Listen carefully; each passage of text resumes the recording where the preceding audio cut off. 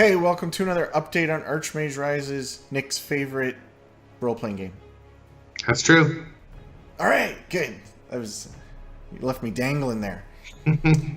So this week I'm going to show a little update on what I've been doing on the dungeons. There's not a whole lot to show, I'm sorry, but I'll explain that more in a bit. But I'll start things off by showing what I've actually done. Sounds great. Yeah. You know I like to see gameplay, Thomas. There's only one thing Nick likes, and it's gameplay.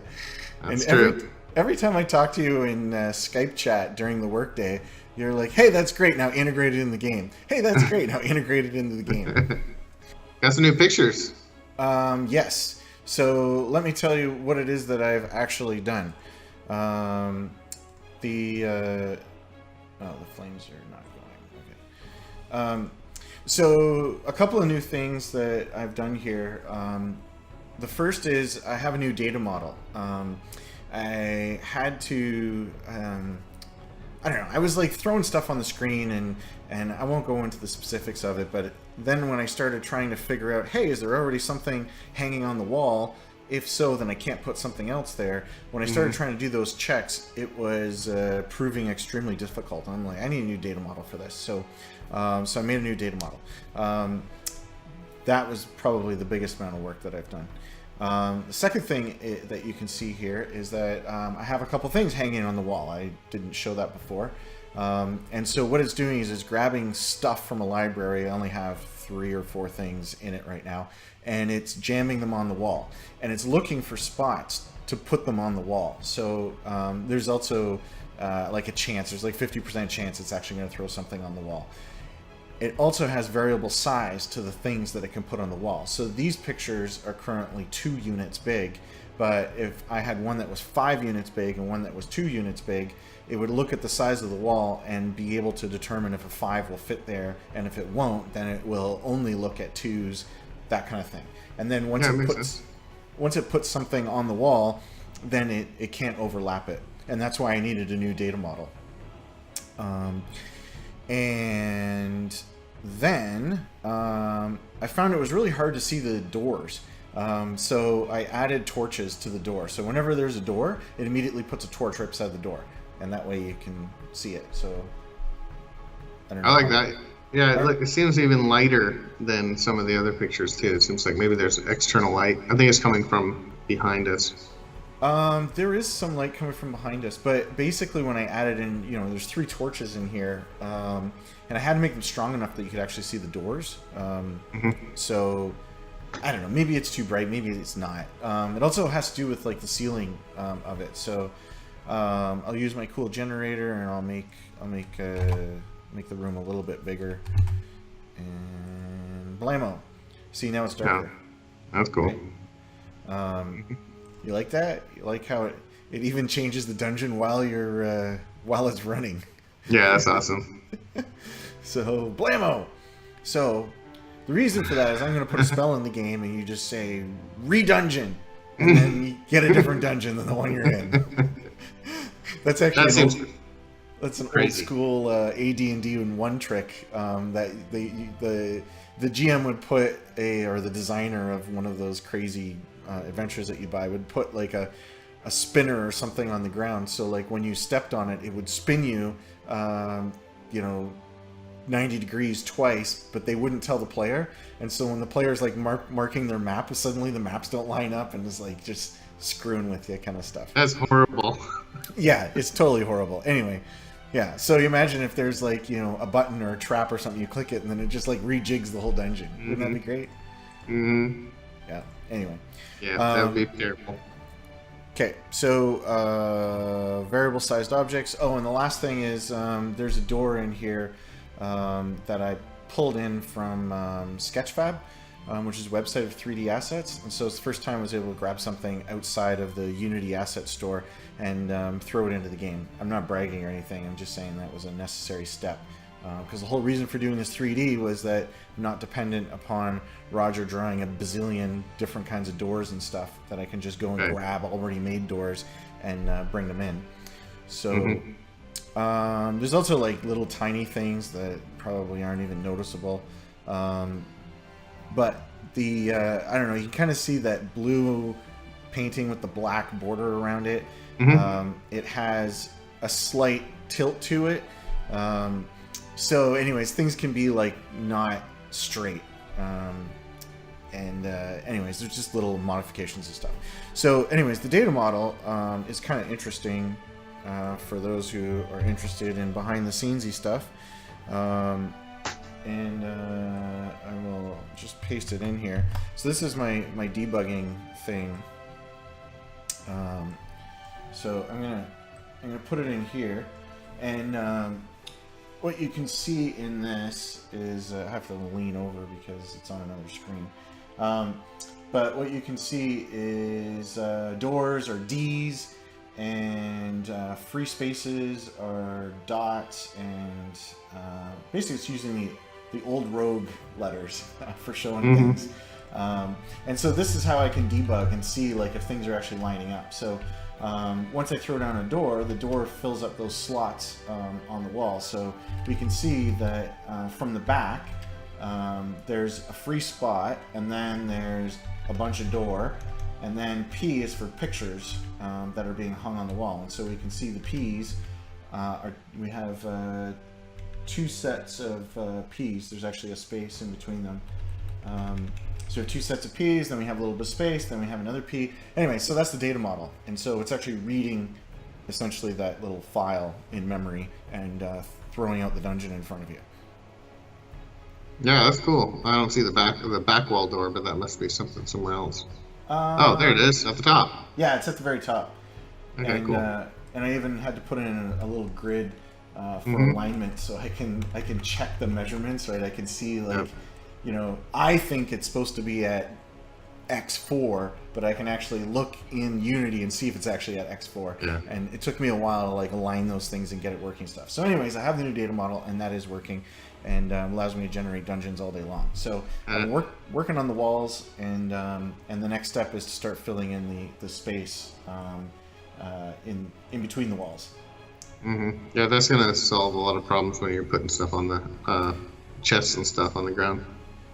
Yeah, yeah. So, anyways, that's what we have for the game. So now I'm going to talk a little bit about kind of my progress on the game here. Okay, so I'm going to turn this off. Oh, that's cool. Hallway. Just how different it looks as a hallway, kind of. Oh, yeah. Okay, so that's what I have so far in the game, and thank you, Nick. It looked like you liked what you saw. Oh, yeah. Looks cool. I'm going to play it. I want to click on stuff, Thomas. Yeah, do you think I should integrate it? Yeah. Oh, okay. Yeah. So it's the middle of March, and I'm still futzing around with the dungeons. And one of the concerns people had was, hey, if you're going to do this 3D stuff, then it's going to delay things and take even longer and stuff.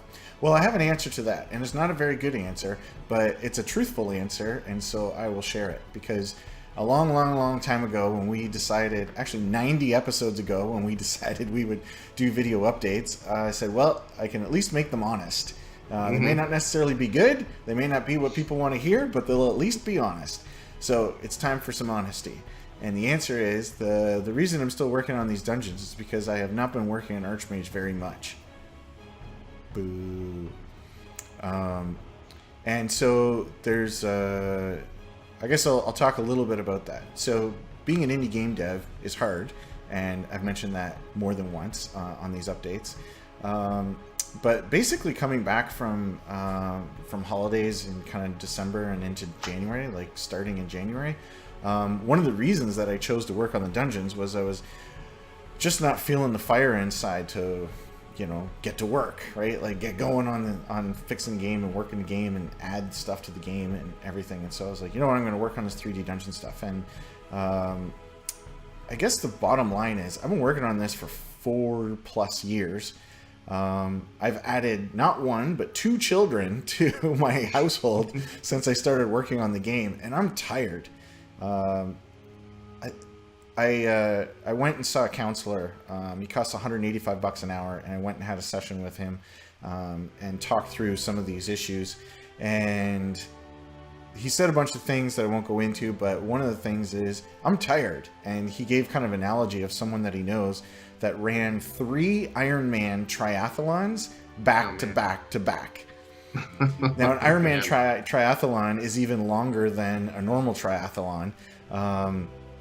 It's crazy long. You have to like run 20 kilometers and bike 80 kilometers and swim 4 kilometers.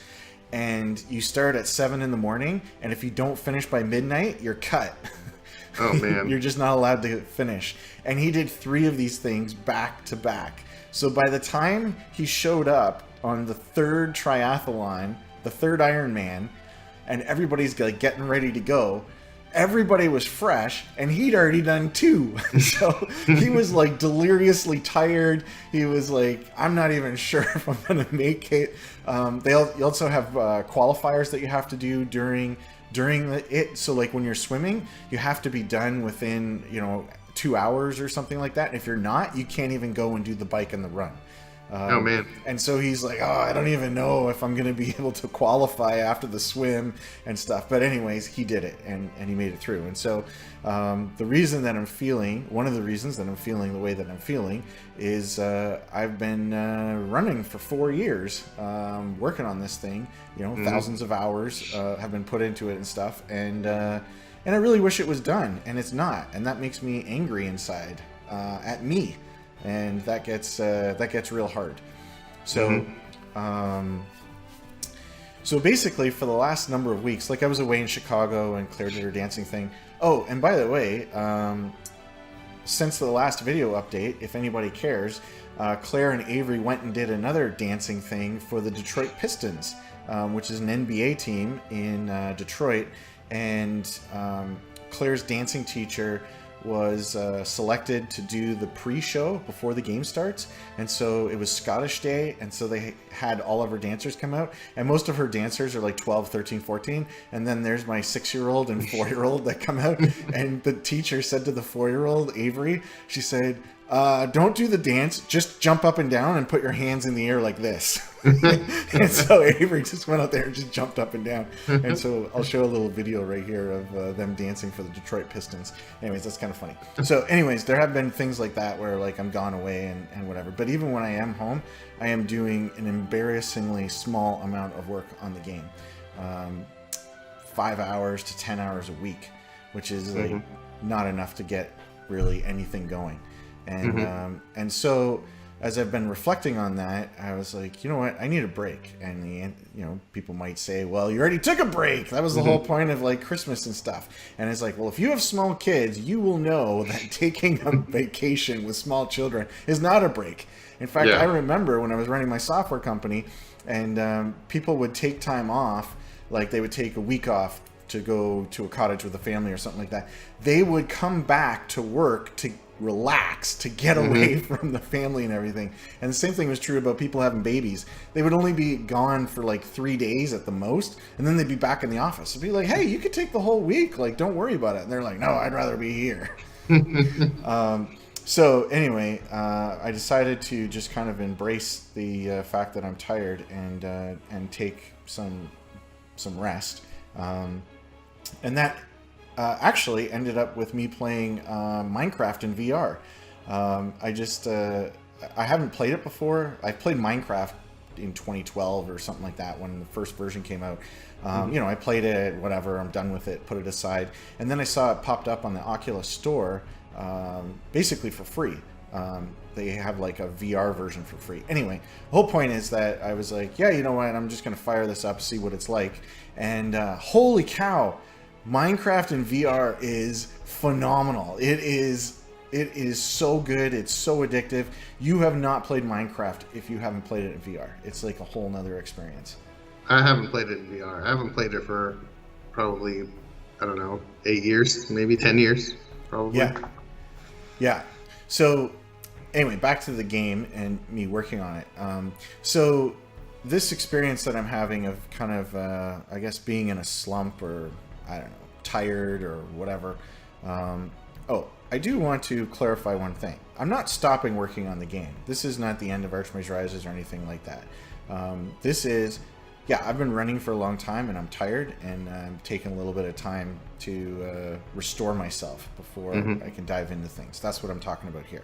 So anyway, there's two people that I look up to. I mean, there's a bunch, but anyways, I'll just highlight two. The first is Jonathan Blow. Jonathan Blow is a pretty smart, amazing indie game dev. I don't know if he's the nicest person in person. Maybe he isn't. Maybe he is. I don't know. I haven't met him in person. But anyways, I try to watch everything that he says on YouTube and stuff. And I remember I was listening to Indie Game Dev, or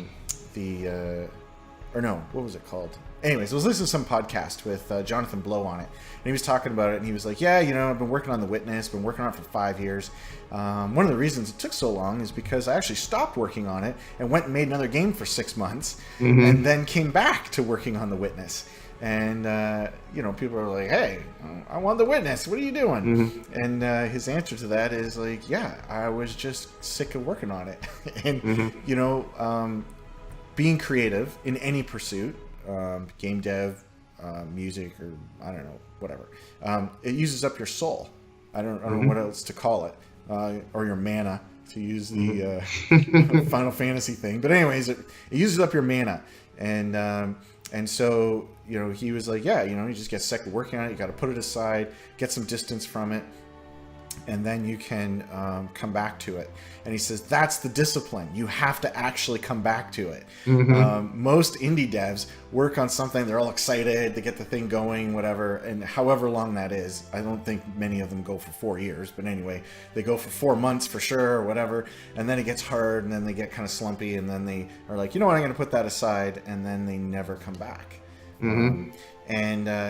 And so that's the discipline, is that you do have to actually come back to it. And so I do still want to make Archmage Rises. There's no question in my mind about that.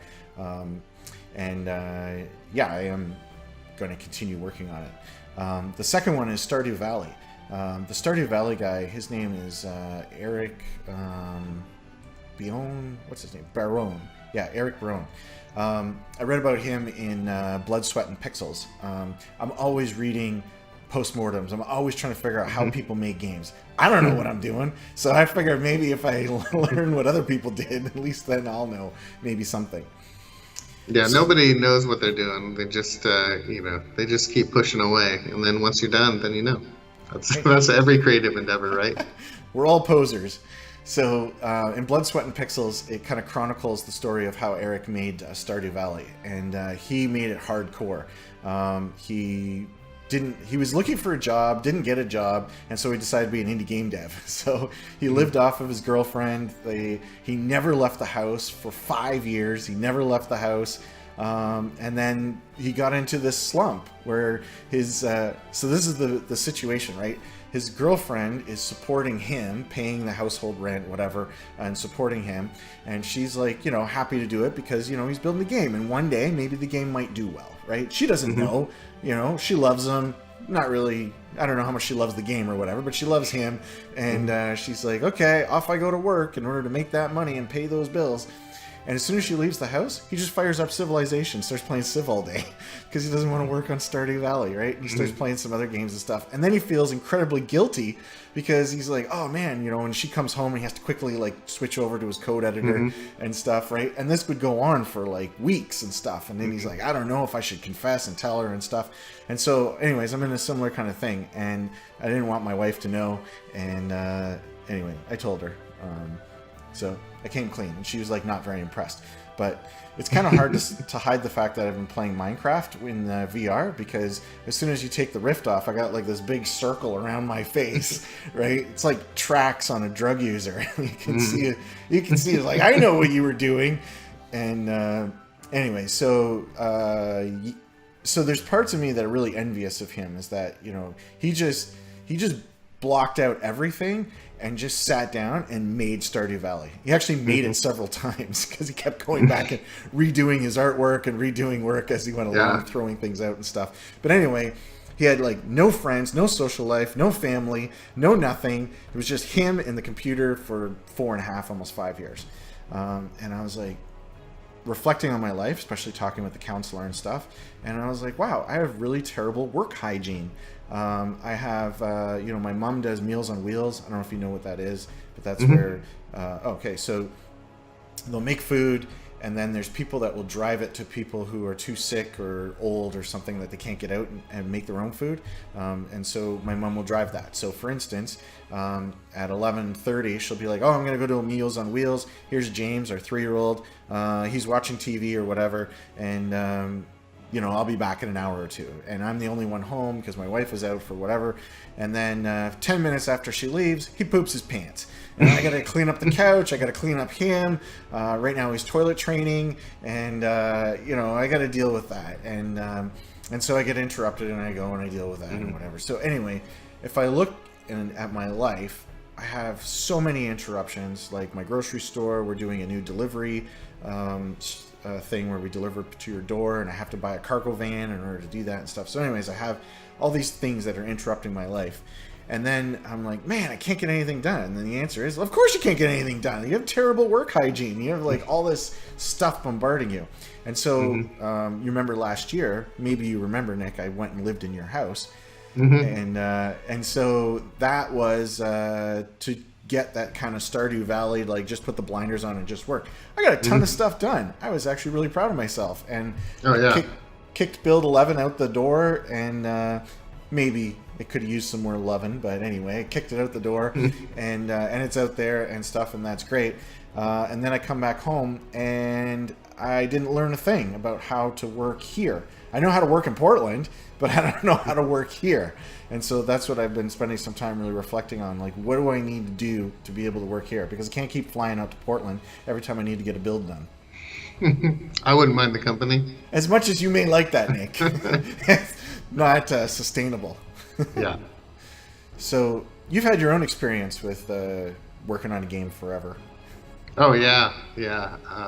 Definitely. I've got a game that I've been working on for, I don't know, maybe 7-8 years now that I still haven't been able to get out the door. I think it's anybody who's done creative work, indie game dev, or probably, I mean, I can't think of anything that takes longer, right? I mean, you can be a musician, but an album, and that's still really hard to put out. But game dev is just, it's like some people have said that it's a sum total of all the human art form, or potentially jammed into one. It's a lot of work. It's a marathon, no matter how small the game is. It's a marathon, and one of the main things, especially if you're the one running it, right, is keeping the motivation up. And once you lose that, you have to find a way to get it back. That's a struggle that resonates with me for sure. And I understand the feeling of guilt. I understand that. I think any creative person completely understands that. And like you said, it's like you get back on the horse and then you keep riding. You can get back on that horse, you're fine. Yeah. That's what it is. It's just like keeping that motivation going is probably the most valuable resource in game dev.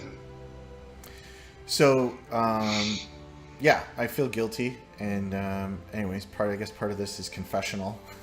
In case people are wondering, why are you taking so long with the dungeons? The answer is because I'm not working on it very hard.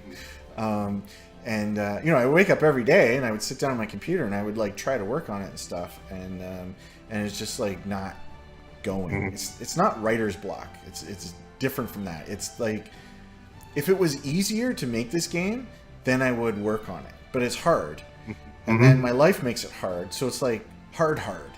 It's hard mode, hard, right? Or easy. It's just it's hard work, and I have a hard work environment. So. So anyways, these are the thoughts going around in my head. I don't have any direct answers to it. It's more of like identify the problem is, the first step. And knowing is half the battle. That's what G.I. Joe taught me. So the other half is shooting people, right? I think so, but not actually killing them. Always giving them a chance to escape. So I'm tired. I'm still trying to work on the game. I worked on it for 3 hours today, which is the most I've put in a day all week, and definitely not impressive. But the fact that I didn't want to do any hours and I did 3 hours is kind of the thing I'm trying to focus on. I mean, I'm not trying to sell it. It's 3 hours is not impressive, but anyway, when you wanted to do 0, I did 3. So. So if people out there want to yell and scream at me, feel free to use the comments. but I don't think it'll make much of a difference. I've already watched the Shia LaBeouf video of Just Do It, and that's not really working. What? One of the things the counselor said was, okay, so tomorrow morning you're going to wake up and you're going to do this, and you're just going to do it. And I was like, yeah, okay, but I need to find the fire inside. Somehow it's cooled or extinguished. And I don't want people to freak out and say, oh, he doesn't want to make Archmage anymore. That's not true. I still want to make Archmage. And that's what makes me angry at myself for, you want to make this thing, it's got to get done, and spending a day of rest or whatever, like, does not achieve that goal at all, right? And it seems to be the opposite direction. But at the same time, I need to, like, kindle that fire inside in order to get through this last half or last third or whatever you want to call it. Basically, the third triathlon. I've already done 2 triathlons, and now I'm trying to do the third one. So, yeah, that's the update. Okay, well, I always appreciate your honesty, Thomas. You always know where you stand. And also, you've made a lot of progress on the dungeons. You're having some issue kindling the fire recently, but that's not been the case until recently. So I'm sure you'll get back on it. I'll be here to hound you. Yes, Nick does check in with me each day, everybody. And this is a temporary slump. I don't know what else to call it or say. And I am actively trying to figure out how to get out of it. All right, well, good luck. Well, thank you, Nick.